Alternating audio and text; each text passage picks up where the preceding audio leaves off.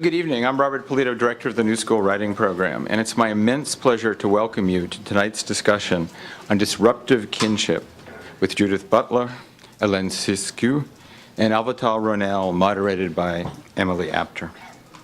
Co-sponsored by the New School School of Writing and Villa Gillet, this evening is another remarkable incarnation of the ongoing Walls and Bridges series in New York City. And as we move through season 3, I think we are witnessing and participating in an extraordinary cultural transformation. What our inspired comrades at Villa Gillet, Guy, Cedric, Matilda, Julie, Emmanuel, and Marianne, are creating here is resourceful, adventurous, and unprecedented. Their vision and persistence, as well as their passionate elegance and generosity of spirit, render them paradigmatic creative partners, and I wonder if we might all applaud them now.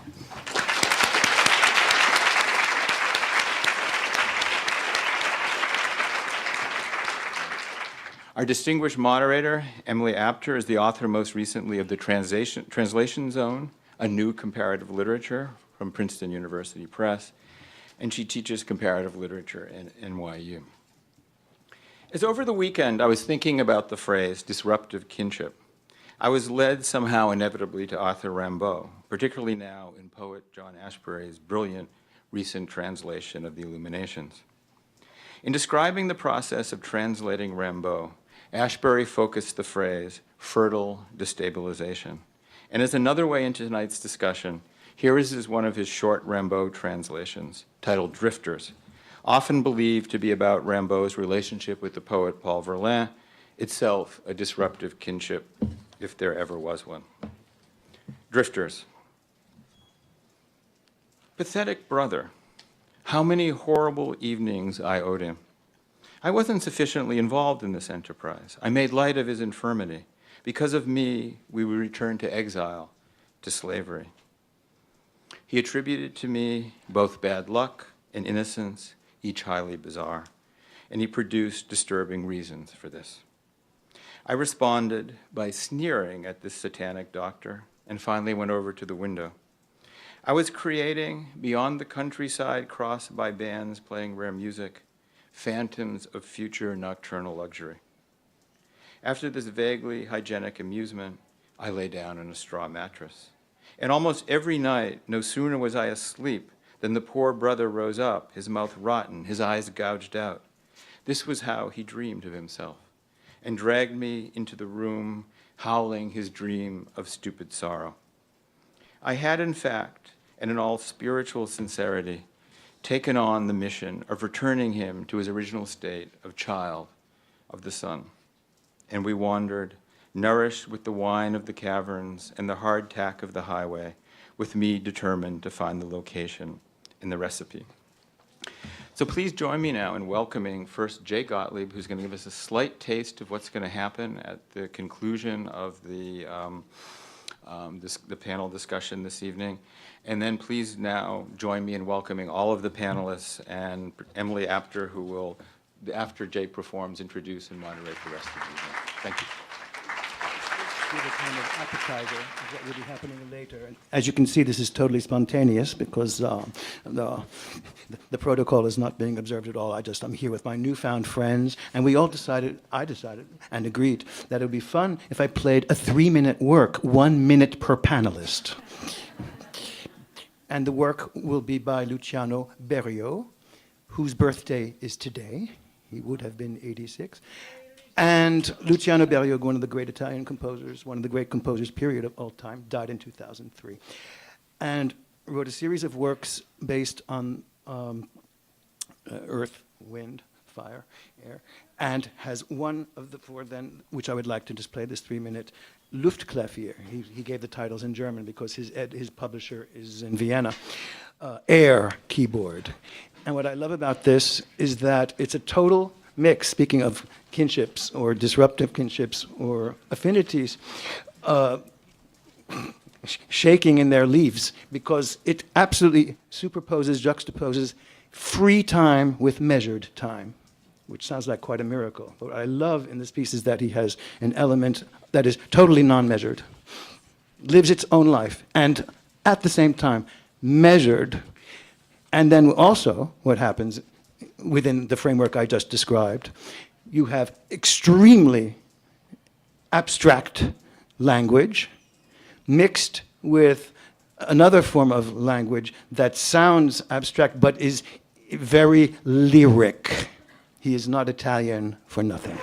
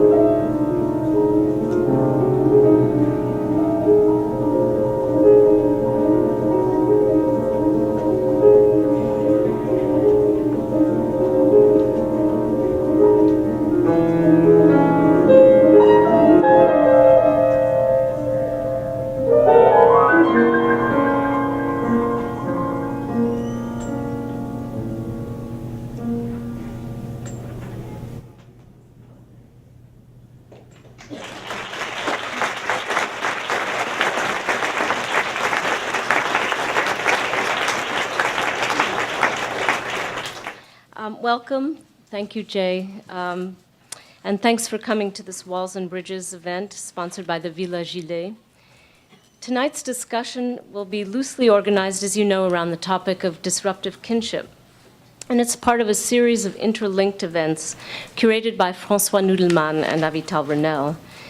They've been working together for quite a while now on questions of affinity, disaffinity, filiation, genealogy, community, and disbelonging, among other things. And tomorrow night, the events continue with chords and discords, patterns of affinities, with Pierre Bayard, Wendy Lesser, and François Nudelman at the Cultural Services of the French Embassy. If there's confusion about where it is, I think you can pick up the brochures. Now, I'm just going to give you, because we want to get to our speakers, a brief stream of associations to set the stage for this topic, a kind of score, based somewhat on the scrapings of Avital's notebook. And here are just some ideas. Disaffiliation, kinship outside of blood or race, new socialities, affinities minus families, affiliation by adoption, subcultures, communities of users, communities based on affinities, âmes sœurs, communities of kindred spirits, girlfriends, sister acts, Albertine and her little gang from Proust. A difference or disruption experienced as an incomprehensible affinity for something. The unconscious, a surge from elsewhere. Thwarted orders of nature, disordered orders of belonging, the racism of kind or species or race. The problem of genre or Geschlecht, meaning race, kinship, lineage, community, generation, sex, Menschheit, autrui, Dasein, humanity. And then from there, translation and transference, telepathy, transfinitude, and political affinities, bodies in parks. I'm not sure what our speakers will talk about tonight, but let me introduce them briefly. First, we're honored to have Hélène Cixous here from Paris. She's a writer, a playwright, a theorist and feminist thinker, co-author of the game-changing essay, The Laugh of the Medusa, a playwright with Ariane Mouchkine, Les Naufragés des Folles Espoirs, which we were trying to translate beforehand. We just decided on The Shipwreck of Mad Hope. And the one who coined the phrase and practice of écriture féminine, writing as woman, or to write woman, write in woman as one would a language. She was a founder of the PhD in feminist studies in Paris, and that's now been sort of rebaptized genre and sexual difference studies. And she also has been working at the Collège de Philosophie in Paris. And she's the author of a book of fiction on theater called Revirement, and two beautiful books that just came out in English, which I really recommend for tonight's, if you take away so many of the problems we'll be evoking today. Hemlock and Philippine, both out this year from Polity. Judith Butler comes to us fresh off the ground of Occupy Wall Street, where she spoke of a politics of the public body and a recall of popular will. She teaches at the University of California, Berkeley, and her many books have centered our discussions: Gender Trouble, Bodies That Matter, The Psychic Life of Power, Theories of Subjection, Excitable Speech, and one bearing particularly on tonight's topic, Antigone's Claim, Kinship Between Life and Death. In asking what forms of kinship would have allowed Antigone to live, she questions how and why kinship, specifically blood ties, have come to limit the ethical order, the system of symbolic norms that regulate communities. Butler writes, Antigone says brother, but does she mean father? She perverts the law, redraws the modes of kin association, and disrupts the place of kinship as the precondition of the human. Avital Ronell, hard to describe. Let's call her a media philosopher, a critical theorist, a performance artist, a teacher at NYU, who transforms the protocols of pedagogy in seminars taught over the years with Derrida and Zizek. Recently at the Centre Pompidou, she gave 9 lecture performances, starting with a work with Werner Herzog and ending with a philosophical dance performance with Judith Butler. And maybe we'll have a reprise, I'm not sure. In Berlin, she did a critical theater piece called What Was I Thinking? A spectral colloquy. And speaking as her colleague, I would say that she is a disruptive affinity, drawing people out of their corners and into unsettled arrangements of bodies and thoughts. Her writings always disrupt. The Telephone Book, Technology, Schizophrenia, Electric Speech, Crack Wars, Stupidity, The Test Drive, Fighting Theory, and the soon-to-be-released Loser's Sons, Politics and Authority. So I'm going to turn it over first to Hélène Cixous.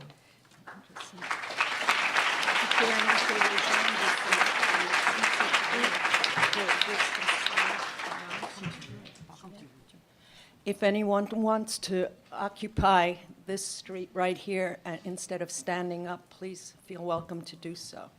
There's also room on this side. And under the piano. Yeah, so nobody knows what the other is going to say. But we all, I suppose, expect that we are still going to listen as we did to Jay in an affinity way, in an open way, with hospitality, maybe in a Wall Street way. I think that just before we met all together here, I told my friends here that I had the feeling when I read them that they have pre-translated me or post-translated me, that I have pre-translated them, that we are all in a kind of in-translation that permeates body and soul. And it's all a matter of translation, of accepting to translate and to be translated, or not accepting, rejecting any possibility of translation, or let me use other synonyms, dancing together, playing the multi-piano, and establishing, now I'm going to borrow a concept from physics, interaction. Interaction is a physical concept, and it basically, we need interaction. I mean, matter doesn't exist without interaction. Between atoms that do not connect, apparently, there are phenomena called interaction that make them communicate, get together, form new effects. And so this is, of course, something that one would wish would happen between human beings, but not only between human beings, between living beings, whatever. Since we are so different, we're of the same kin with differences, I thought I would refer principally today to the field where I live mostly, or most often, that is the field of literature, as, of course, relating or interacting with others. Since, in a way, for instance, literature is, I think, the utmost expression of all kinds of queernesses. I mean, it's queer. It is, in essence, it's queer. I mean, literature, if when it's worthy of the name of literature, it is queer, always. I've noted, I've picked up the overtitle of the title and the subtitles of this huge marathon titled ceremony of today. So I think at the top, or maybe it's at the bottom, there was there were the words walls and bridges. I kept wondering, why they had been chosen, but never mind, since they're there, roaming. Bridge and tunnel.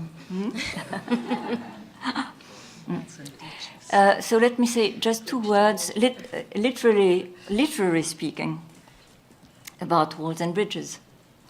Maybe you know about the small fable of Kafka, which is called The Bridge.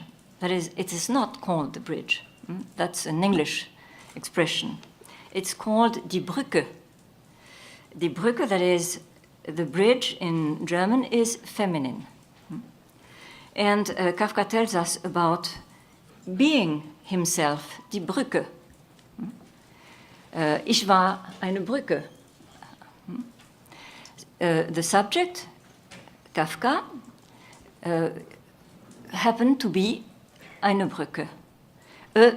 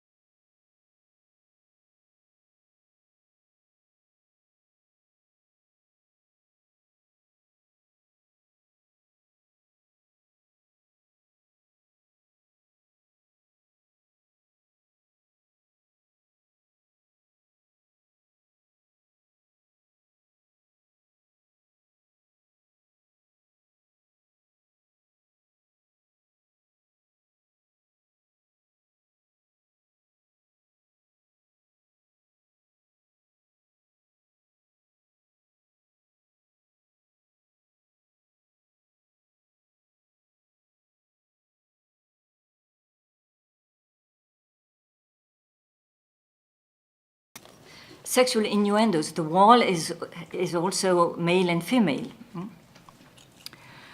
To come back to translation, when you're many, and what we're many, then you have to translate not only yourself into others or the other into your body and soul, but yourself to yourselves, or yourselves to yourself.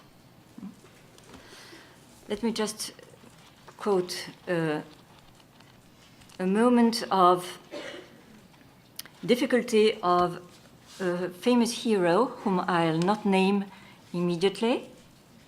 If there are 76 different times all ticking in the mind at once, how many different people are there not? Heaven help us. All having lodgment at one time or another in the human spirit. Some say 2052, so that it's the most usual thing in the world for a person to say directly they are alone. Orlando, if that is one's name. Meaning by that, come, come, I'm sick to death of this particular self, I want another. But it's not altogether plain sailing either, for though one may say, as Orlando said, Orlando, he's calling himself on the telephone.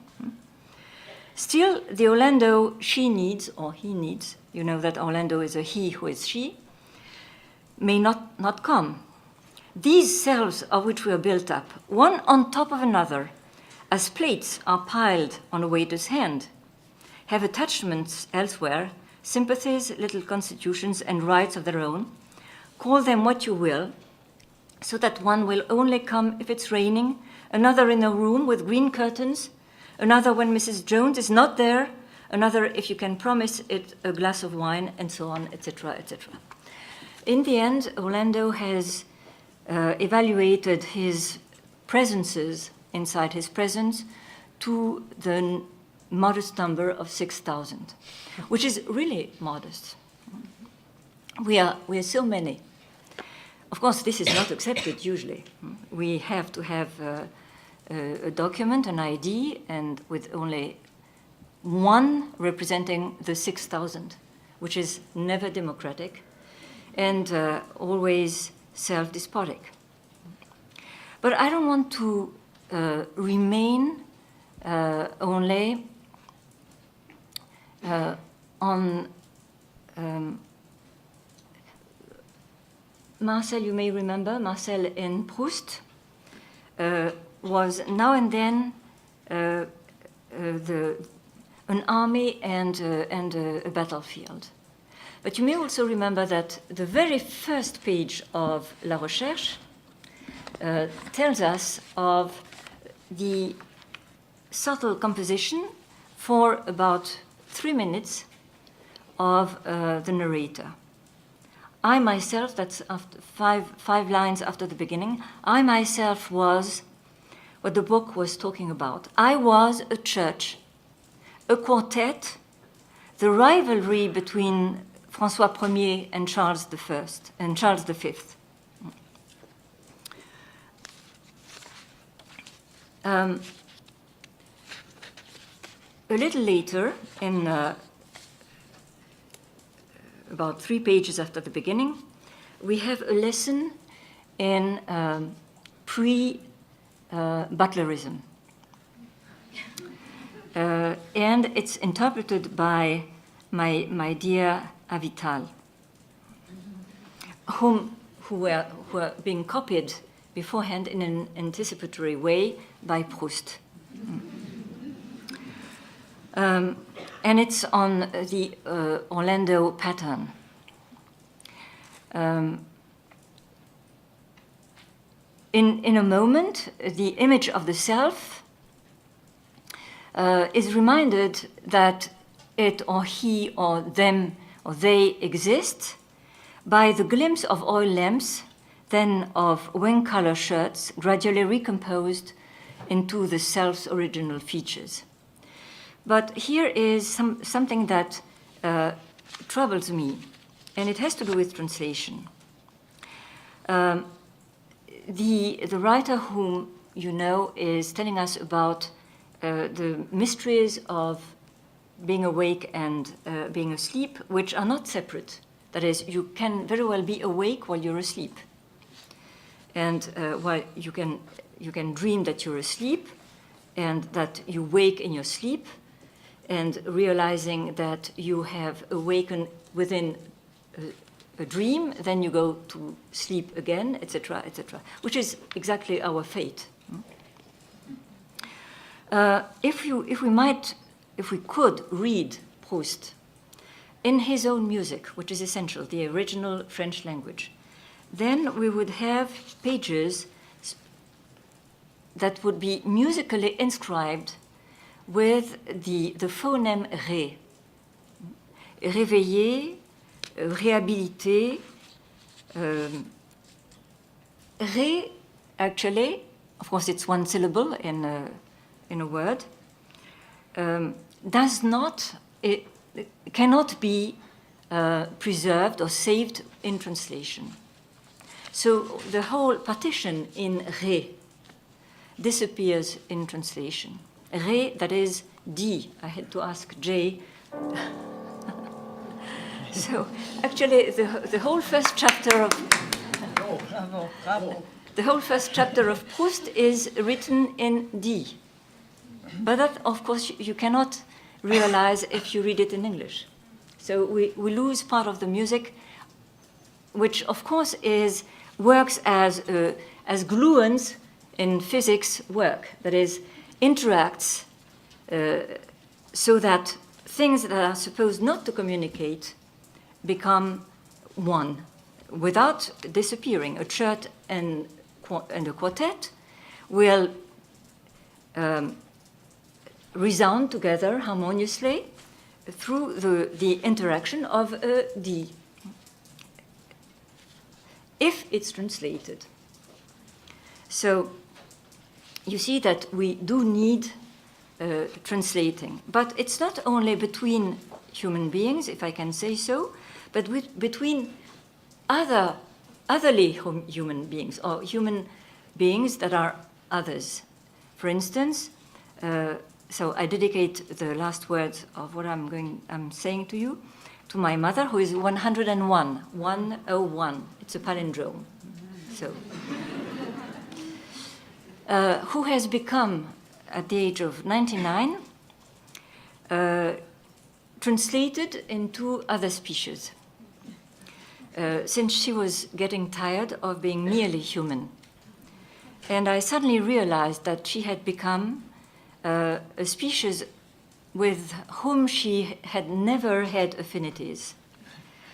But it appeared that not having affinities before was, of course, probably a way of defending herself from the impregnation or the visits of other species. And that was cats. So at the age of 99, she became a kind of cat, a genre of cat, a sort of cat, a species of cat, a line of cat. And at first, she made friends with the cats in the house, who immediately adopted her, because cats are not racists, and who started teaching her their language, which makes for the fact that in my house now, there are 3 cat-speaking people. And now and then people tell me, oh, the cat is here. So I tell them, no, this is my mother.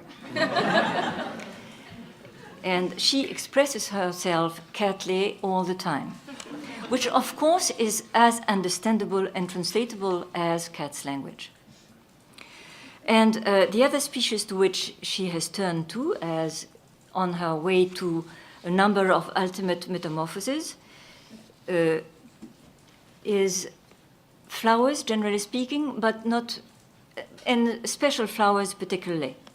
So she has become a kind of geranium. She is very much attracted by very red flowers, whereas you know that Orlando was yellow. When he comes inside our lives as a young man, as a young bright man, who doesn't know he is in fact actually a woman, he is yellowed by the reflection of yellow panes. Pains, you know, pains, I mean painful, no.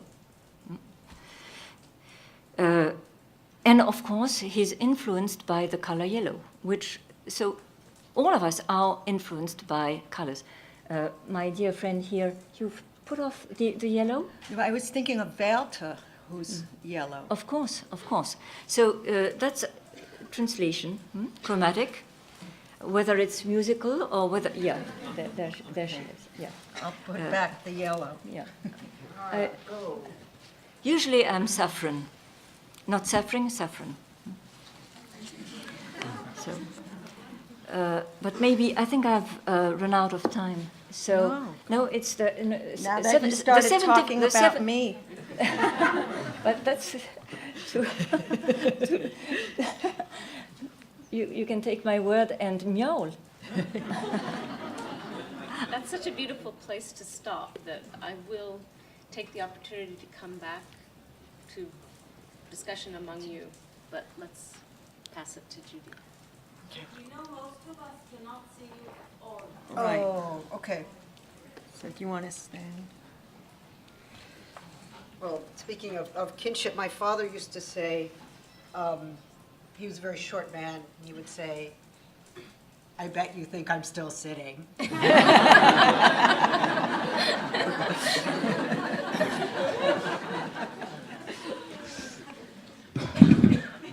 Nice invocation, but I will stand just so I can make a certain connection. I hope that's okay.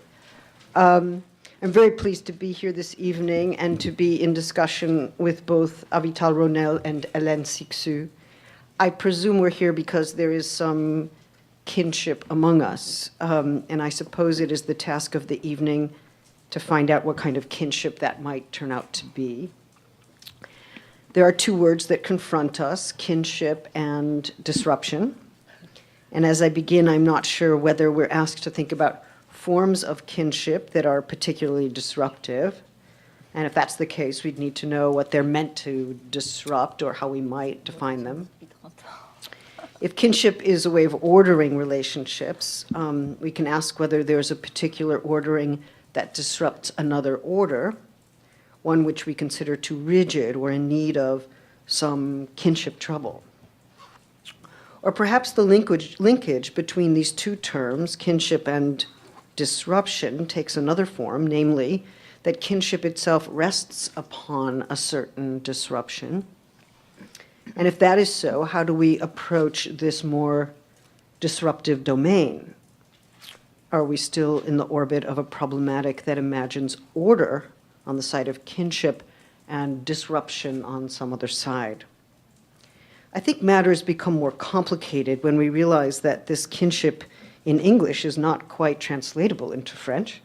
In the French, we have parenté, we have filiation, which means that a certain gap opens between the question of who can be a parent, for instance, or from what line does the child descend.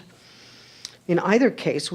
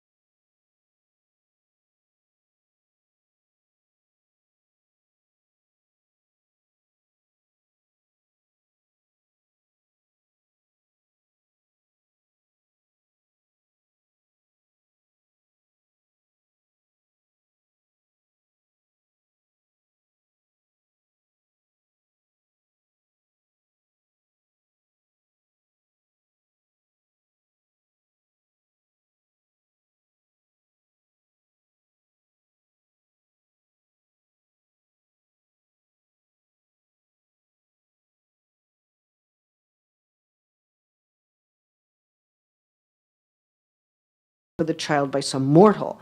And when she then died, this same group of truth-driven sisters claimed that Zeus took Semele's life because of the false accusation made against him.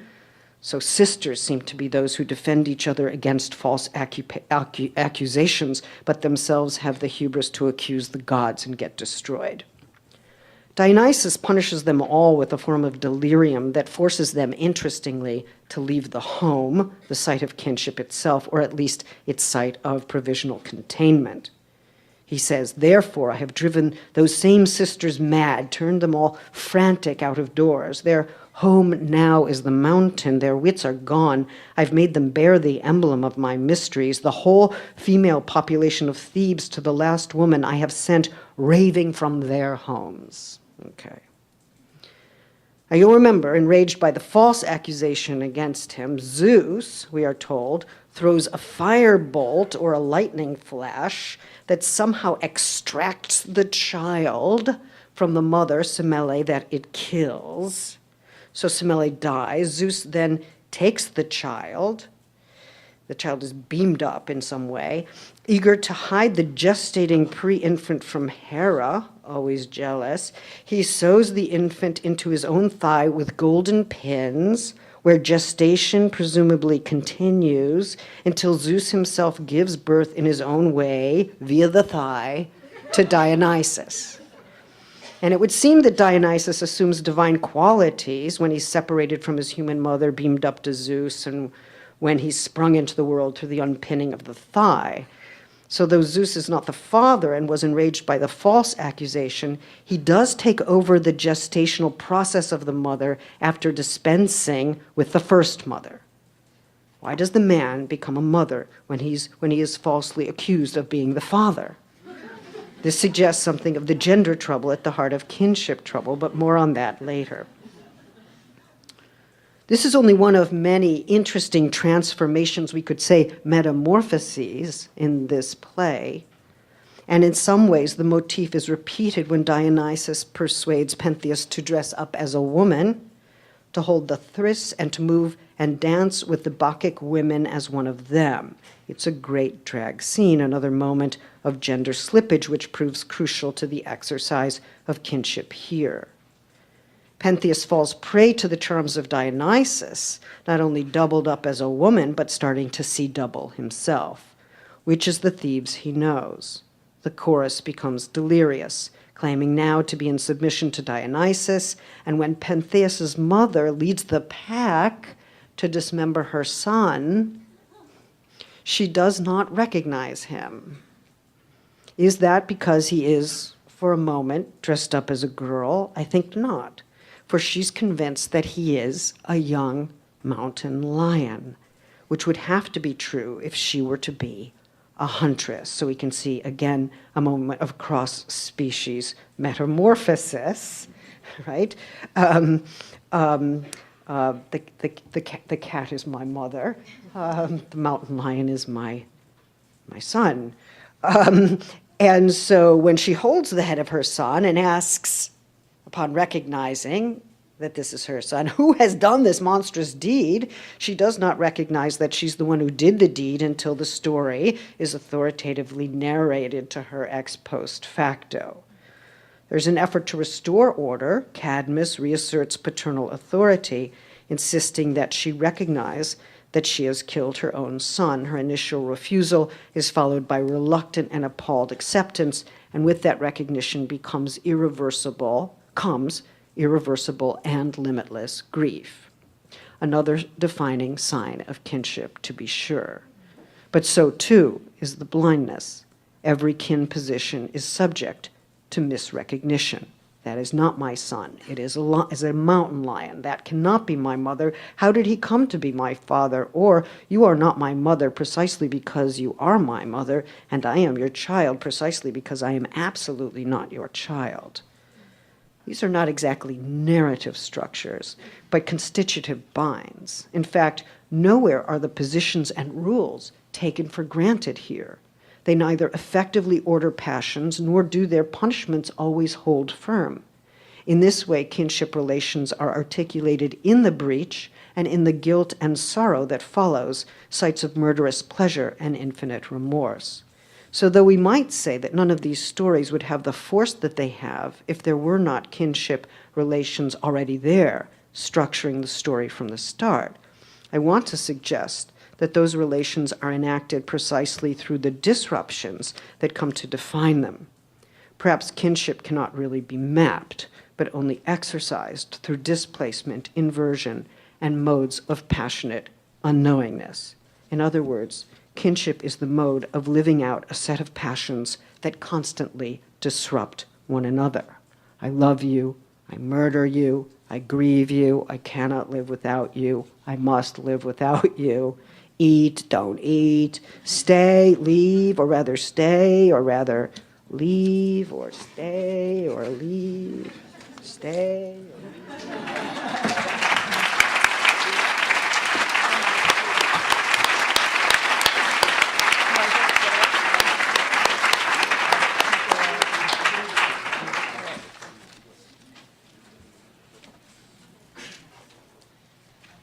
How's everybody? Feeling some kinship or breaches? So, if these spirits have offended, think but this, and all is mended, that you have but slumbered here while these thinkers did appear.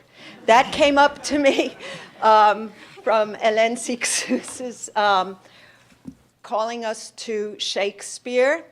And of course, when Shakespeare is called up, the dossier opens with Hamlet also, who says, as you recall, more than kin and less than kind. And we could jam on that, and thank you for opening with Rimbaud and with poeticity that links us in so many ways. More than kin and less than kind, with all of the registers of we're not the same kind, we're not the same species, and you're an asshole. You're less than kind. You're not so kind to me. So, I mean, that's what I think it may suggest. We have tried to expose our distances in order to assert, however precariously, some indisputable proximities among us. We are tightroping over the abyss of human relations, calling to each other from afar, according to unreadable algorithms of encounter. This may be what the event of the encounter is all about. Unprogrammable, disruptive from the get-go, ever disturbed and like a runaway concept, rogue, yet calling out to you. The thought of affinities, the thought of kinship can be brought close, if you'll allow this, to what Derrida calls the cut that binds. Right? I'd like to think, and this is, I'm just following in the breaches that were set up as terrible medieval torture instruments. The breaches, the traumatic way in which we bind to one another or to each other. So despite all the differences and probabilities that govern the space of possible identity, pulling together, getting it on, and so on, we show up in what severs and cuts, inscribing us. In some measure, and despite it all, we are cut to each other's size, at least for now, finite and attuned, finely cut with diamantine precision and existential scarring, historical contour. Ach, hi Wolfgang. Ach, I feel the tick-tock of our timer, the crush of timing.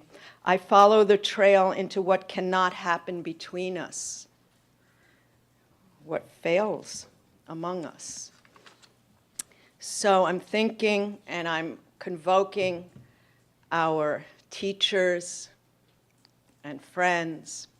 I'm thinking in terms of kinship network this evening, thinking of Friedrich Kittler, who left his body last week. And I always think, of course, when an assignment is given or I'm asked to join the signifying chain gang, and do my work, right, and slide into paleonymic disaster zones. Do you all know what paleonymic is? Do you want to know? So it's another Derrida startup machine that we're stuck with old names and old ways of naming. So, you know, you may want to full speed ahead or do some way of advancing in this life, but language lassos us back and yanks us back and smacks the shit out of us and limits us. But I don't want to talk about my problems up here. I'm pulled toward, I'm inevitably and ineluctably bound by the dark side, the dubious aggregation, the demonic pull, the death-driven edges of Mitsein. So kinship is also perhaps a way of thinking the fissures and holes punched in being with Mitsein, what it is to be with each other. Being is what we share. We are with each other in a certain way. Derrida pointed out, have I said Derrida's name yet? Derrida pointed out that in English, maybe unlike some of our other language that bind and cut us apart, keep us apart, that the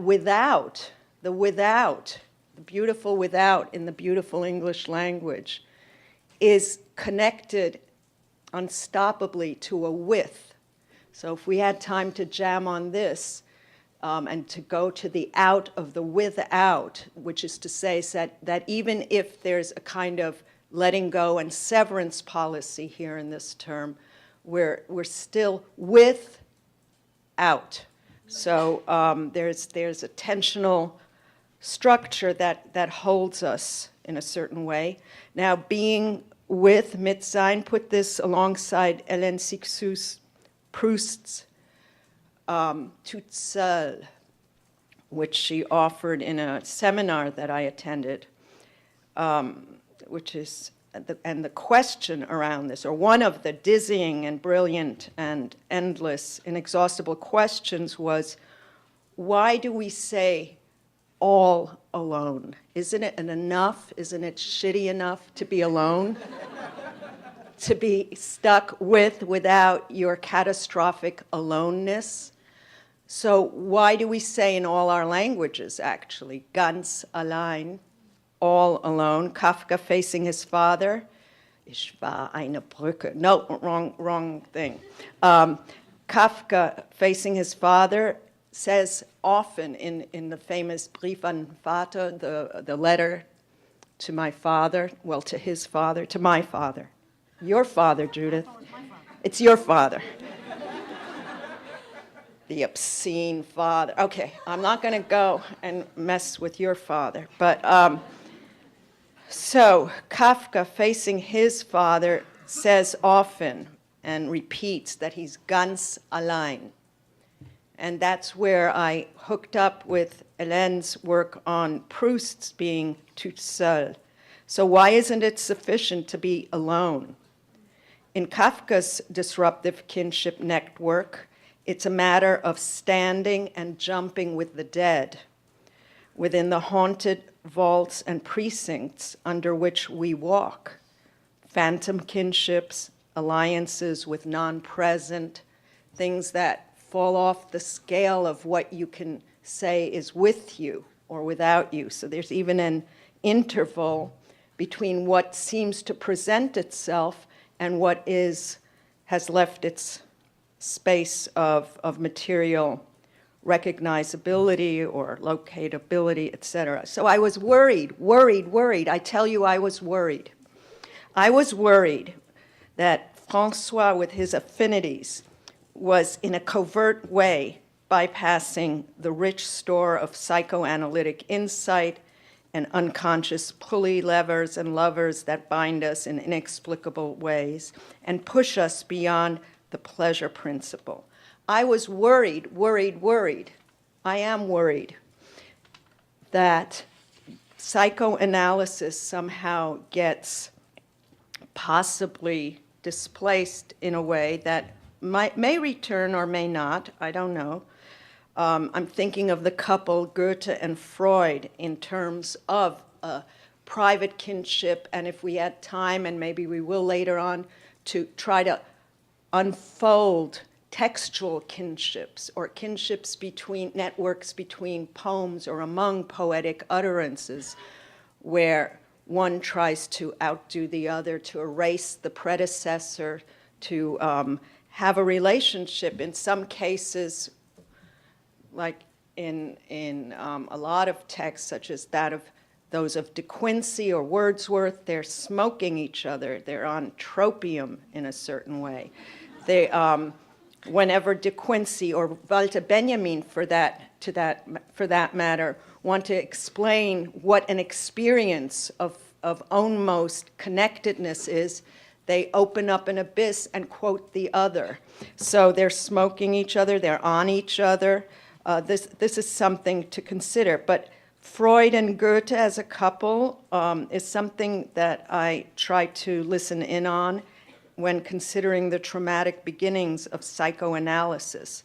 Okay, so the start-off plan here, the signifier that started up this machine, was affinities, elective affinities.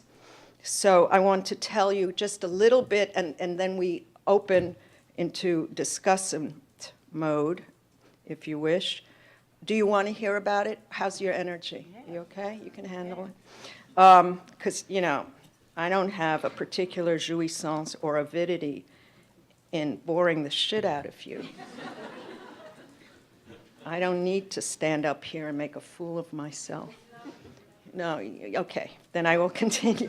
So, Wahlverwandtschaften in German and elective affinities is Goethe's famous text in which affinities becomes a question of, it's a distressed question of how people might relate to each other in ways that can't be substantialized or really subjected to law or laws of psychology or other kinds of laws. Goethe was pushing 60. He was distressed and disturbed, thinking through the transferential circuitry that call us to one another, all the transfers and translations that are required when you sign up with the other. Who the hell are you with? What have you done? And it requires a kind of infinite translating machine. So marriage, Goethe knew, was a bust, but other types of association, filiations, adoptions, and enrollments were simply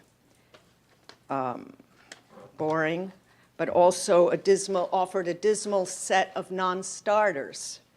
So he started setting everything according to the death drive. So the characters who kind of affinities and kinship are certain ways of getting together and pulling apart based on chemistry, as we say in all our languages. When you have chemistry with someone else, what the hell does that mean? In Schlegel and Goethe, it meant a provisional kind of lockdown with the other, but it's going to dissolve and it's going to go the way of finitude. So the main characters in this novel are called Ottilie, in French, I guess, Otto, and related to Tod always. So they are about dissolution and breakup, as Benjamin emphasizes in his reading of the elective affinities. So I just wanted to open a dossier and not exhaust it or exhaust you by mentioning the couple that Freud and Goethe are, how transference might work, because Freud said that psychoanalysis began when he heard a text by Goethe that freaked him out. So it began, and the attachment to Goethe began by an aversion, a very phobic reactivity. It's not have a nice text, I'm so happily influenced by you. It's a shock effect. It proceeds by destruction, like a technological proving ground where one tests to failure.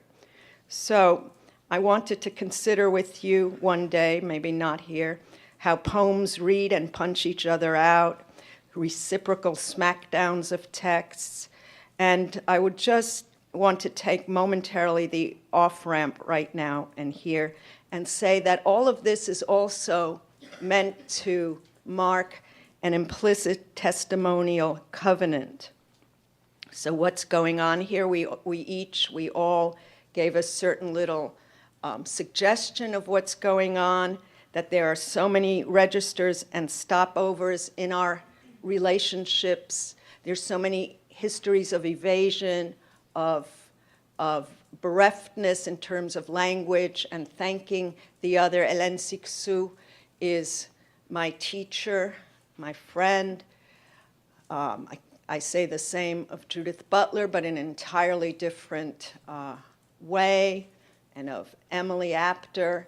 And so there's something that we could also want to discuss, which is what happens when we're in a purportedly pedagogical scene, if that's what we're in, and what the transferential systems are that link or cut us apart. Something I might call edipedagogy, listening to Judith and what she was unfolding for us. So what happens, what kind of attachments or attachment disorders are also inscribed in the very possibility of, and this, remember, Freud reminds us, is traumatic, of keeping your ears open to one another. Thank you.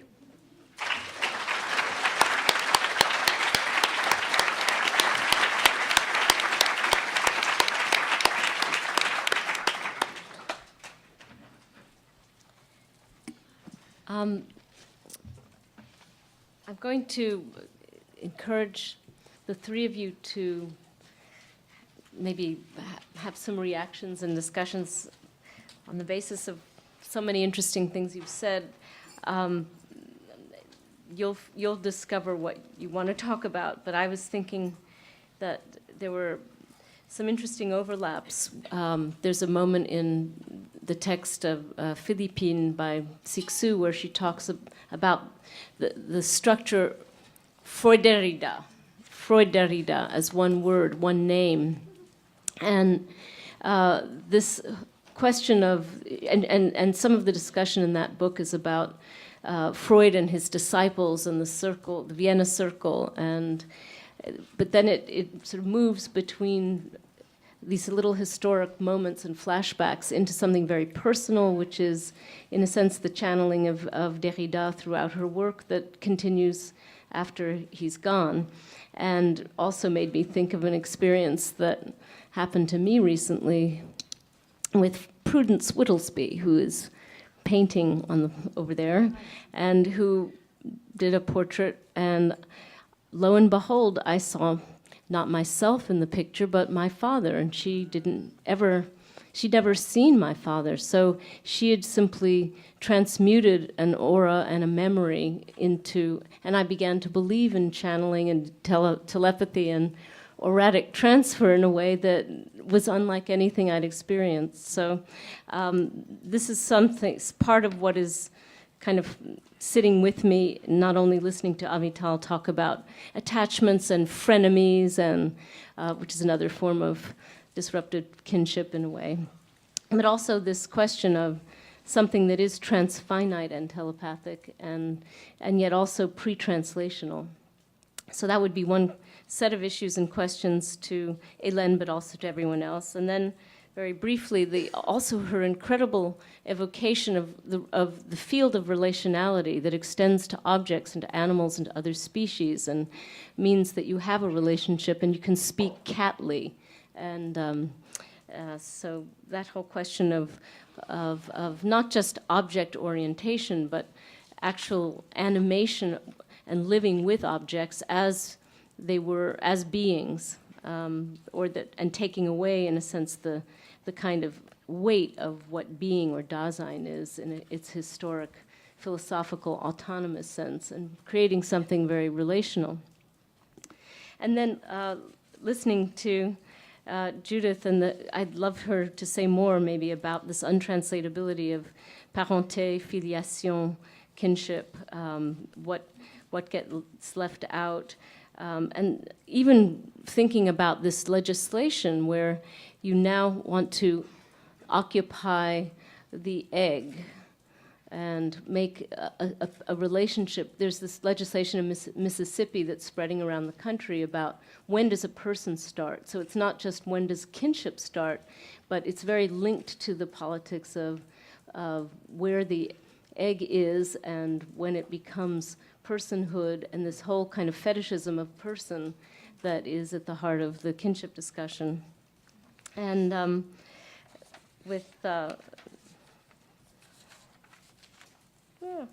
I've lost my notes with Avital. So I'm going to just stop there and. I'm not going to let this slide, by the way. We'll discuss that's what happens when you evoke psychoanalysis. It bites you in the ass. She then acts out psychoanalytically on cue. But I'm not going to say anything. Oh, am I talking out loud?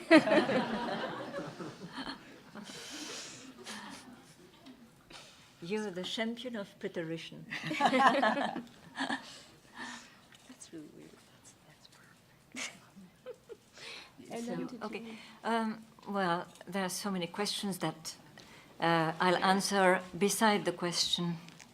I just wanted to echo what Judith said when she revived so many myths that are, of course, not past. They're with us all the time. We are Zeus and Pentheus, etc. Because actually, maybe what comes to be so ferociously obvious when Judith reminds us, maybe we don't want to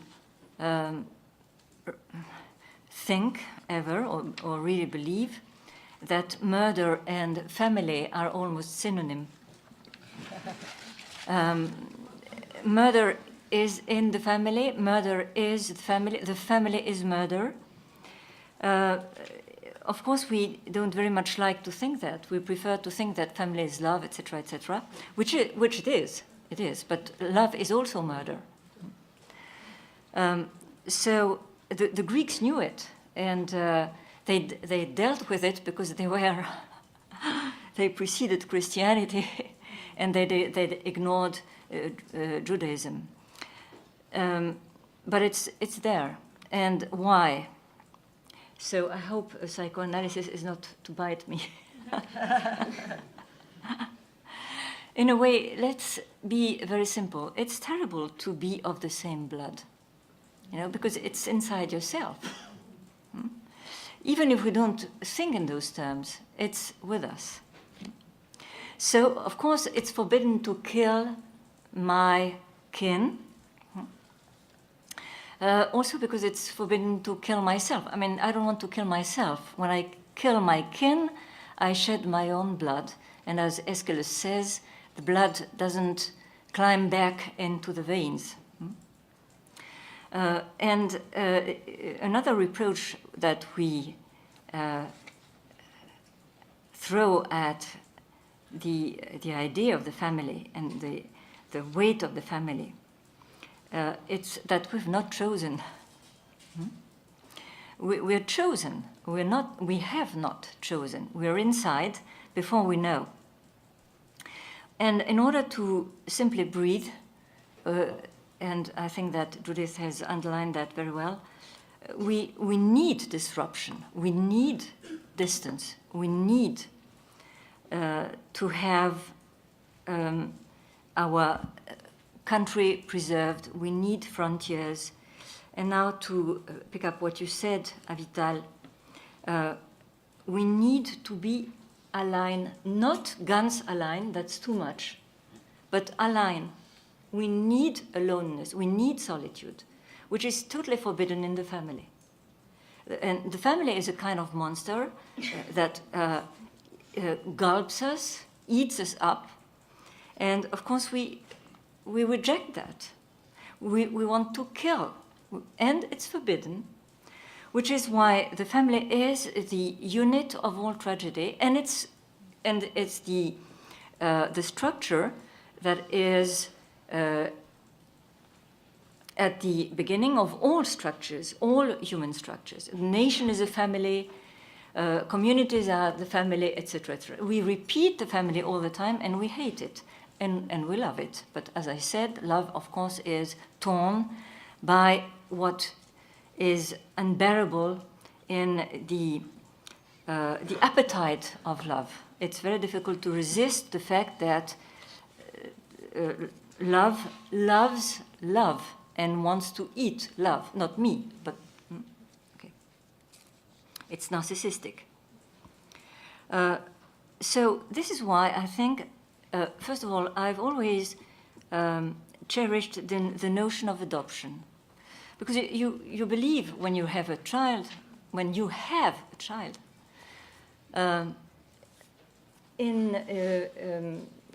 Waldverwandtschaft, you may remember that when the kid is born, the parents don't have the child.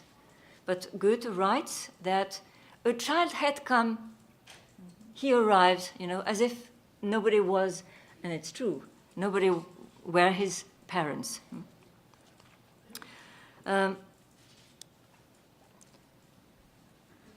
We need indeed to, when we have children, it's only the first step, and then of course we would go back to the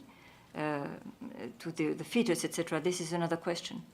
But we start relating to a child when we adopt the child. That's the moment when we adopt the child. Then you asked, when is the moment when kinship appears? That's a huge question, of course. Because the moment of adoption is when you do adopt really, concretely, legally, etc., a child, you think that you adopt the child on the day that you adopt the child. But then, of course, it's not true. You will have adopted at one point, but it's not going to be on that day precisely. Although there may be exceptions. Maybe there are stories where you can really decide that this day, at that time, there has been a kind of epiphany where indeed the adoption has taken place as a kind of first making love. But anyway, we have to adopt. As regards literature, which I do cherish. To come back to the affinities, because it's huge. You were quoting Ottilie, and of course Tort, and Edward. And I remember that I thought that in this incredible novel of Goethe, there was something that was introduced that reminded me of Romeo and Juliet, because we keep forgetting that, you remember probably, or you have forgotten, that Romeo doesn't love Juliet first. He has a first love. We always forget that, The first act of Romeo and Juliet is the mad love of Romeo for, I've forgotten her name. So is he, yeah. Okay. That's what happens. Yeah. That's how Werther starts, too. But because because Goethe he knows about Shakespeare and psychoanalysis. That is, the first love is never the first love. You've killed the first love in order to have the first love. So, and in the elective affinities, actually the first couple is that of Charlotte and Edward, and they are made for each other. They adore each other. They've been waiting for each other for 20 years. And the moment they're together, they quit. And because you have different instances of affinities or of kinship, Edward falls in love with the other Charlotte, who is actually the niece of Charlotte. That is Charlotte the other, the second one. He has to kill Charlotte in order to love the other Charlotte, Ottilie, a little piece of anagram of Charlotte. Charlottilie.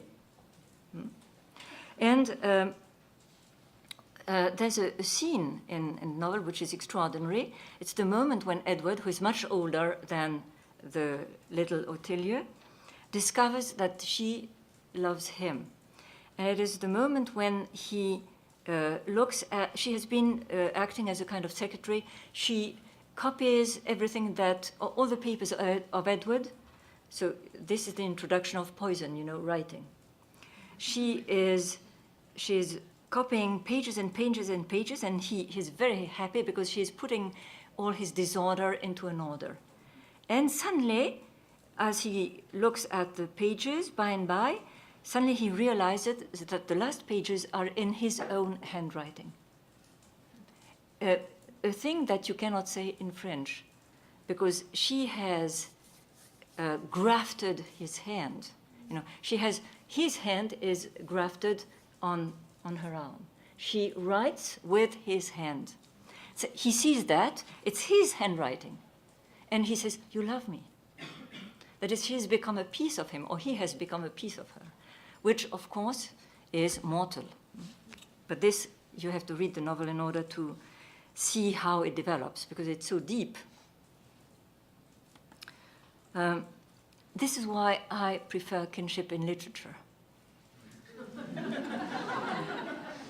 Why? Because, first of all, when you kin with other writers, other works, which a real writer does, because he relates to predecessors and to those who will follow, you know that there is something that is called intertextuality, or you graft other works inside your works. You know that this is largely done in French literature, for instance, where when you read Proust, you read the whole of French literature. And when you read Joyce, you read the whole of English literature. Complete. Everything is there. And so it's been adopted, it's been swallowed, it's been thrown up, reinscribed, and in a way which preserves the predecessor at the same time that it buries it. But the monument is there. And so you can love, you can adore the other without killing.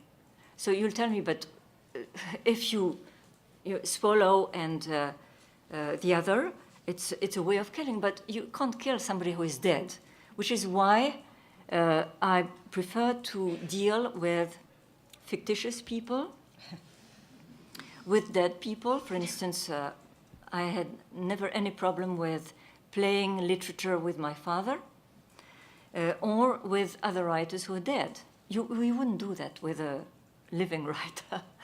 It would be very problematic to love, hate a living writer. But, of course, when we are together here, and since I think that there are, what comes to our help also is the fact that there is a kind of playfulness which I'm sure you enjoy. We know that each of us, we're completely different. We have... What? Yes, completely. No. Not guns. Okay.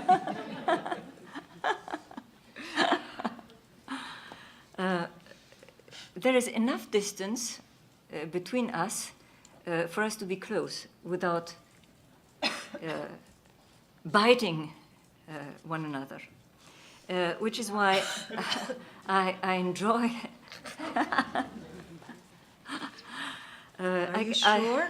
Is this a wish? Which way does it go? To bite? No, I don't want to bite you. I like to pat you, to cat you, To pet me. to cat you. I'll bite No. you on it. Thank you. Finally. No, but she plays the part of bite.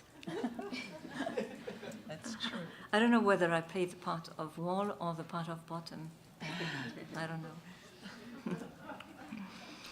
Never mind. So, It's lonely as a top. No? Okay. oh, your turn. No, I'll shut Her up. turn. Go ahead. I'm Your turn. Papageno now. You were saying, What you want to say? Not too much. Much, very much, infinitely much, but not too infinitely much. No, you said playfulness, and then I broke into song, and so I felt provoked. But that doesn't mean I want to bite you now. No, So go ahead. no, I've done for the moment. Well, since Emily forgot me, I think it's anyway Judith's turn.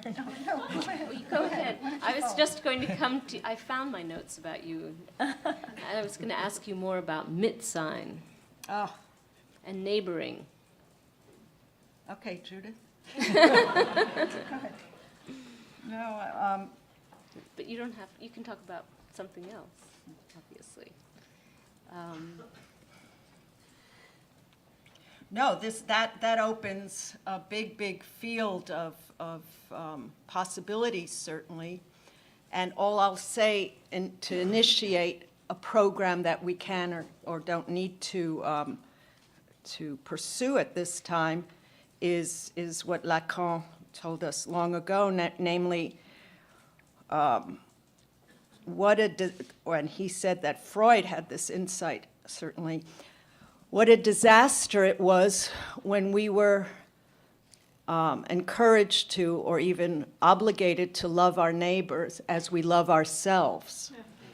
Because self-love does not have a great track record. And we're so fucked up that if that's how you love your neighbors, no wonder there's right now about 35 wars on this planet. So there's a question also of which languages can say something like the next, the near of kin, what is near, what is, there's certain words that fail surprisingly. In English, I think, that we have to take recourse to the neighbor or neighborhood, which brings us to the neighborhood of Heidegger and Mitsein, perhaps, nonetheless is highly problematic. How do you name someone who is in proximity or near to you? And also what I wanted to introduce to the discussion is you've written on evasion so beautifully, and I felt myself inscribed in some ways, how I've evaded, how you also avert your gaze at the very moment. This is nothing new, it's quite classic. At the very moment of when you would want to acknowledge and adopt and mark a profound proximity, and I don't know if that's a displacement from kinship and the other breaches that we jump into far too readily sometimes.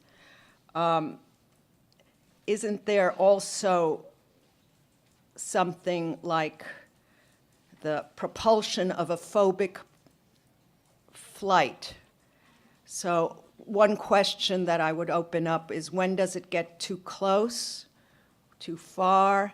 And these are Heideggerian questions of which also switch off on each other. When you think you're really close, you might have abysses to clear, as Nietzsche would say. Or when you think you're very far apart and there's terrible distances and the distance of freinage or braking distance, you might be very close at that moment. So there's something unknowable in all this, which is why we were convoked here. And the other point that I might mention in terms of neighborhood and disruption of neighborhood is that you may think we're in New York, but we were invited by Guy Walter and his team from Lyon.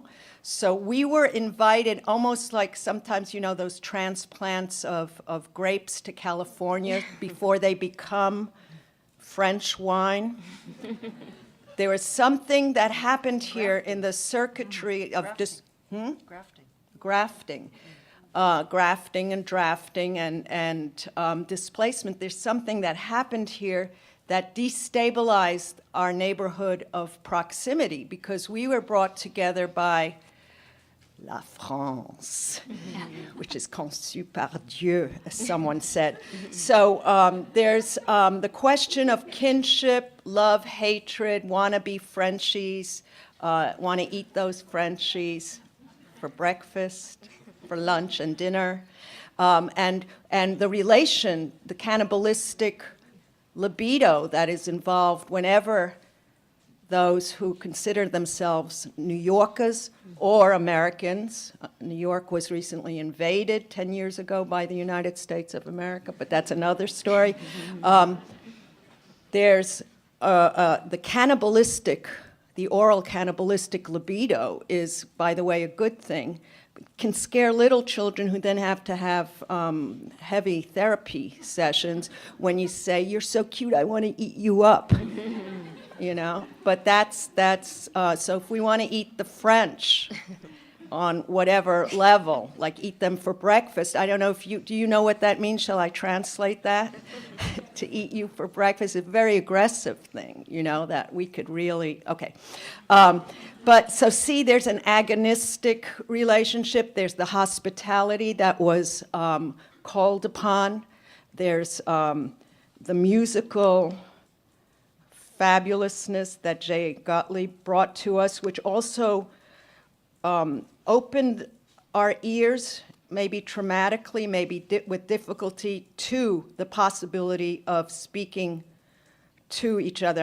Right now, Hölderlin is coming in and saying, "Seid ein Gespräch, wir sind," meaning Gespräch in German, which is a conversation, which cuts itself off and has something to do with Mitsein, Gemeinschaft, and also Gemeinheit sometimes. But in any case, the moment that we're speaking, says Hölderlin, or the act or fact or cat of speaking. By the way, in speech act theory, there's always cats slithering through Austin's text. They're always the example. It's cat. It's act. It's a speech cat. It's a speech cat. You're absolutely right. You made me realize that. A speech cat theory. Purr. So, and so there's a lot going on. There's many levels of who invited whom, who is holding whom hostage here, what languages are we speaking. There are novels of Kafka where he suddenly says, "By the way, we're all speaking French." And this is, you know, when you're teaching in English and reading German, and then Kafka in the castle says, "This is all in French." Then what do? Then you have to imagine what he's imagining writing to Hélène Cixous. So I love that there's that murder equals family. Now I feel a little bit let off the hook of what I've done, but I can't confess because it has legal consequences.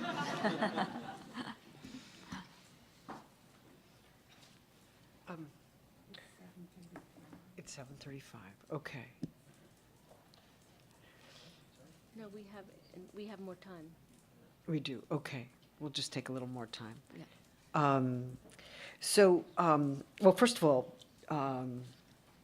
this is very rich. It seems to me that I'd like to go back to a moment when Hélène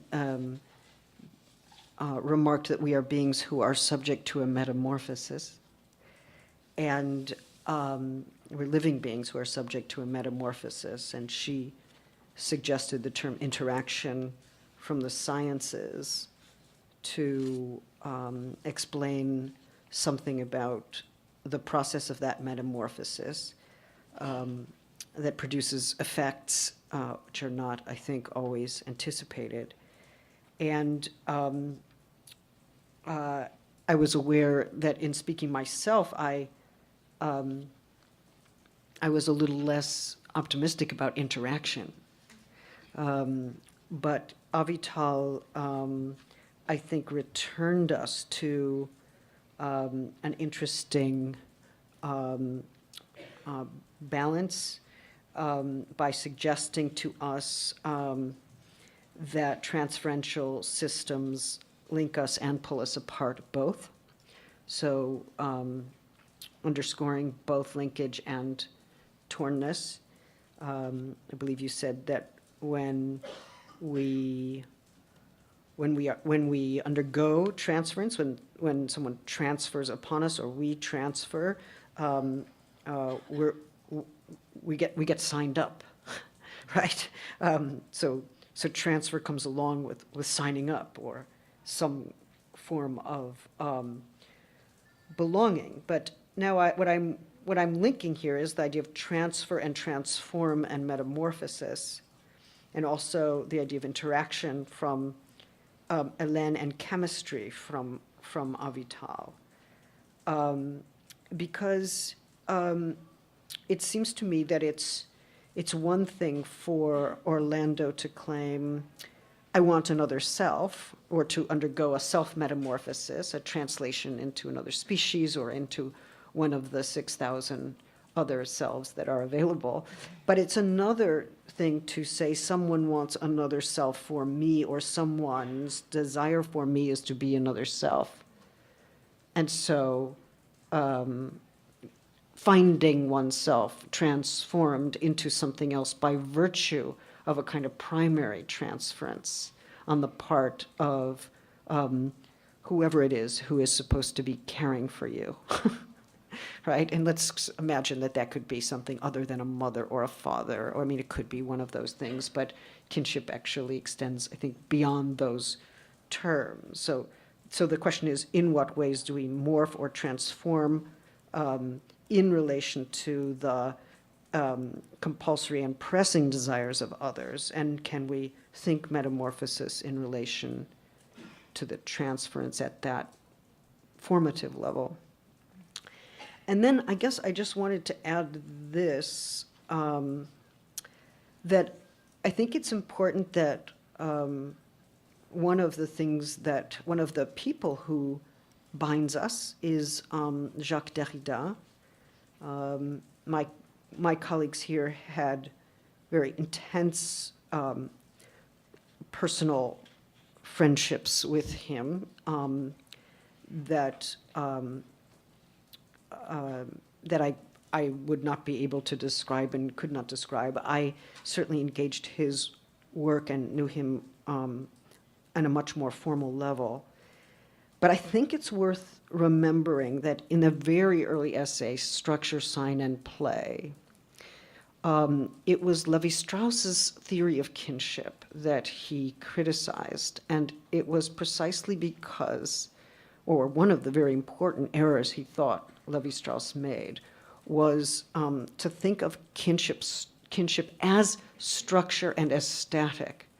And what he insisted was that structure is iterable, that it's subject to a temporal elaboration, and the only way a structure can form as a structure is through an iterability that is defined by its intervals and by what he called its ruptures, right? So that rupture became constitutive of structure.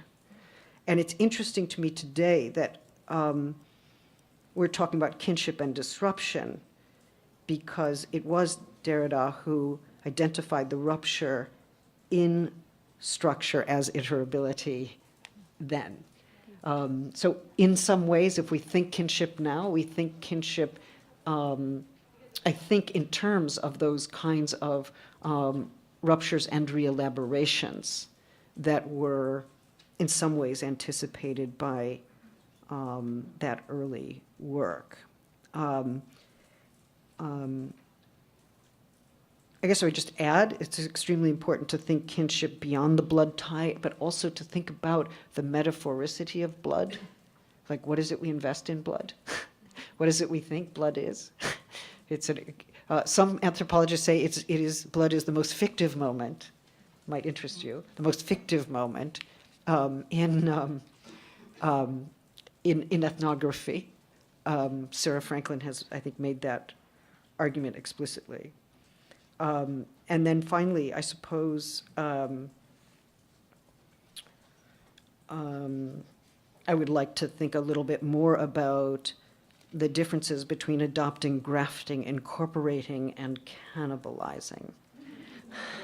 Right? Because some versions of that. What differences? Because it seems to me that that some of those are sustaining and loving, and then there's always that slightly murderous. I'm so surprised to hear you make this distinction, but Really? go ahead, honey. Okay. Well, it's just that what I'm trying to kind of correct my my exclusive focus on murder, because I do think, Why? because I think, So sweet. okay, because I think that Hélène is inviting us to think about interactions that produce metamorphoses of another kind, that are not necessarily, that are not at least primarily or fatally murderous, right? I think that that's one of the invitations you're making to us, and so I'm trying to respond. Yeah. It's your funeral. No, I agree with everything you say. Let me just point to one word that I picked up on the way, because I'm a word picker. It's just both, you know, because I'm jealous of that. Both or beide. We don't have it. Ah, We can't say both in French. And of course, it has an impact on our thought. you see, les When deux. you have, on dit les deux. Les deux. We don't have both. And we need both. I mean, not that we need to be, etc. But, you know, I miss both in French. Maybe to reject it. Maybe if I had it in French, I would reject it or, you know, quarrel with it. But just to point to the fact that language is so essential. I mean, it determines so much of our activities, of our imaginary. It's huge. And we don't know that if we're not able to change language, to speak in other languages, in the original, and beware of translations that kill. Now, to come back to the blood topic, yes, the blood is. I pointed to one phantasm of blood which we have. When we see our blood, we're anyway always. I mean, the first time we see our blood, it's always a shock. But then, of course, it carries histories. I mean, centuries of poison, of metaphors, it's always bad blood. And of racism, particularly, purity, etc., etc. So, but this, of course, is everywhere in tragedy. Regarding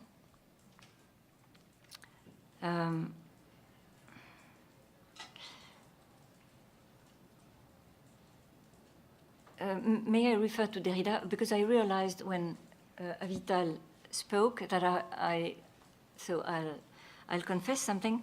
I realized that I have entered a time when I very often, unconsciously, but I'm conscious of it, refrain from quoting him. I won't explain about that. It's huge because since I've really quoted him, worked with him, spoken with him for 40 years, now I do realize that something is happening. So, it's not an anecdote because it's very deep, actually. When you spoke about the fact that we are also summoned by the other to be the self they want us to be. I mean, when we are always, it always happens, supposed to respond to the projection or the desire of the other in a way, and we do answer either a little, obliquely, or not at all, etc., etc. So, indeed, we change or we alter or we metamorphose according to the willpower or the desire power of the other. Which is also the fact for Orlando, except that since Virginia Woolf is writing a kind of allegory, Orlando happens to be without a family, etc., which makes things simpler to narrate. Derrida has written a book which is called HC for Life, that is to say, en français, HC pour la vie, c'est-à-dire. And in this book, he relates something that belongs to the tie or the alliance between him and me, where he states that she has always been on the side of life, whereas I, for my part, have always been on the side of death. And I keep telling her, and I keep repeating to her, that in the end, death will come so early, life is going to be so short, etc., etc. But and we quarrel on and on. Now, this is a case, actually, because it's true. It's absolutely true what he says. The one thing that is not apparent, but is latent, is that for 40 years he would tell me, you don't understand that life is so short, etc., and you are on the side of life. And inside, I would say, as you would do inside loud, you know. I would say, but it's not true. I'm not on the side of life, etc., etc. But I couldn't do what Avital does, that is, speak inside out loud. So I would try and shake his deep-rooted belief. And I would try to suggest that maybe I'm not on the side of life, as he thinks, or as he had decided from the very first day. And I think it took me 40 years before once I said firmly, but what if I were not on the side of life, as you think? But he brushed it away immediately because it was impossible. It was not, I mean, it couldn't get, he couldn't, I mean, it would have destroyed completely the construction of his life and death predicament. And you know what happened? It happened that I became, I mean, I couldn't help being on the side of life because it was stronger than me. What was stronger than me was his relation to death.